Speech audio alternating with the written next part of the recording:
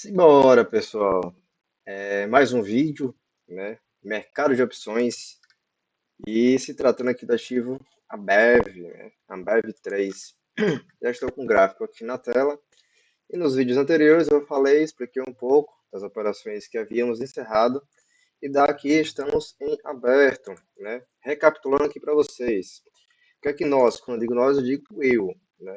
Quem quiser fazer suas operações comigo, fica à vontade. Lembrando que isso aqui não é recomendação e não é call. Eu não passo dizendo o que vai fazer, quando é que vai.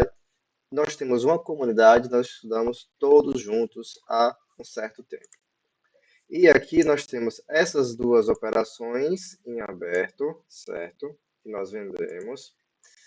Lembrando que para efetuar, pessoal, isso aqui é venda de call, né? Você precisa ter o ativo. E no caso aqui eu tenho o ativo da Copel, certo? E o ativo da Itaúsa. E hoje eu vendi o ativo aqui, né, da Abev 3. E aqui eu tenho a nomenclatura, né, que eu já expliquei para vocês, que corresponde ao mercado de opções, que é um derivativo, um contrato. E aqui é referente ao ativo, né, Abev. E hoje eu efetuei essa venda, recebendo aqui 46 centavos, certo? Né, multiplicar. Eu sempre digo para vocês também. Não tenho muitas ações, então eu faço com aquilo que eu possuo. E para mim, no momento, está sendo bem rentável, né?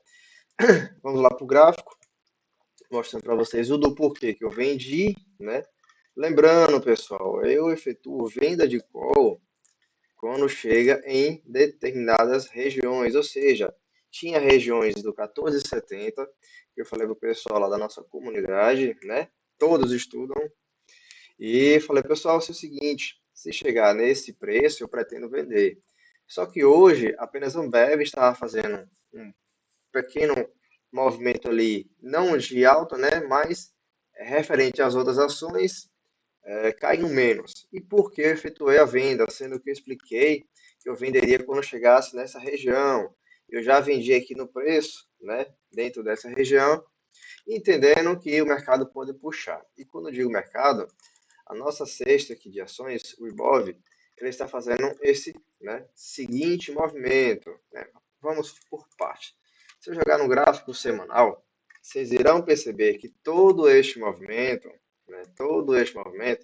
está muito esticado sem uma correção devida. Quando eu digo correção devida, é o quê? Percebo que aqui tem pequenos movimentos, né? De altas e corrige, vai, expande um pouquinho. E daqui para cá, ele faz um pequeno movimento, beleza, show de bola. Só que dos 141 pontos, eu vou até dar um zoom melhor, né? Dos 141.140, pessoal, ele não fez nenhuma correção, ele foi direto lá, né? Eu digo correção mais saudável dentro do mercado, que é o quê? Ele faz os seus movimentos, né? Perdão, ele faz os seus movimentos aqui de alta, certo? E aí vem e faz o movimento de baixa, que geralmente é 50%, né, desse movimento anterior. E aí continua seus movimentos, fazendo sempre seus movimentos e, enfim, o mercado se move em ondas.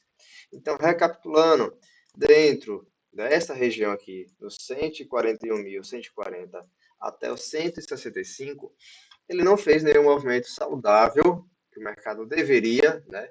Ele é soberano, mas o mercado deveria fazer um movimento corretivo. Quiçá, se fosse, né? Depois de toda essa alta, se ele fizesse um movimento mais ou menos aqui, né? Dentro dessa região dos 149.026, porque temos um topo anterior. E se eu jogar para o gráfico diário, vocês vão ver que está um enrosco danado essa região, né? Está um enrosco danado essa região. Então, esse movimento, aí vou dar mais um zoom, este movimento aqui principal, né, me chama mais atenção, justamente porque tem um topo aqui e um topo mais baixo. Ou seja, o mercado tende a buscar essa região aqui anterior, certo? Que é um suporte dos 156.354 pontos, certo? Que também é uma região aqui de defesa anterior. Sendo assim, aí nós temos o que? Nós temos Bradesco fazendo a correção, nós temos Petro fazendo a correção, nós temos vale aqui nesse movimento de alta, mais um pouco ainda lateral. Enfim, existem ativos que estão fazendo seus movimentos de baixa. E sendo assim, né, vender uma opção, no caso Ambev, dentro de todos esses parâmetros e estudos, não é assim tão arriscado comparado, né, às anteriores. E dando seguimento, né, vamos à base aqui de contratos. Eu efetuei para fevereiro, pessoal. E como eu sempre digo, eu procuro vender com 30 dias, 35 dias, né? Que são os prazos de vencimento dos contratos. Sendo assim, a que venceria, que nós estamos em dezembro, a de janeiro, que me daria aqui 22 dias úteis, tá vendo? 22 dias úteis, não me chama muita atenção, justamente pelos valores. Eu tenho BID, tenho ESC, que é venda e compra, certo? E os valores aqui não são muito atrativos. E quando eu digo esses valores, eu me refiro, pessoal, aos prêmios que são pagos. Ou seja, se eu for efetuar uma venda, né, dentro dessa região, 14,30, 14,60 mais ou menos, né, percebo que vou receber aqui 10 centavos, 6 centavos, 11 centavos, né, 6 centavos. Então isso aqui não cobre nem o custo da corretora, né, que são as taxas de corretagem. Então eu fui logo para fevereiro, tá vendo aqui? 45 dias, que é essa aqui, 45 dias o prazo de vencimento deste contrato.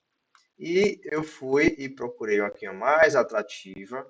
E eu vendi, pessoal, a B146, tá vendo aqui? B146, onde meu strike é o 14,61, ou seja, o preço aqui está em 14,16, então meu preço de venda de correr o risco geralmente deve ser aqui dentro dessa região, certo?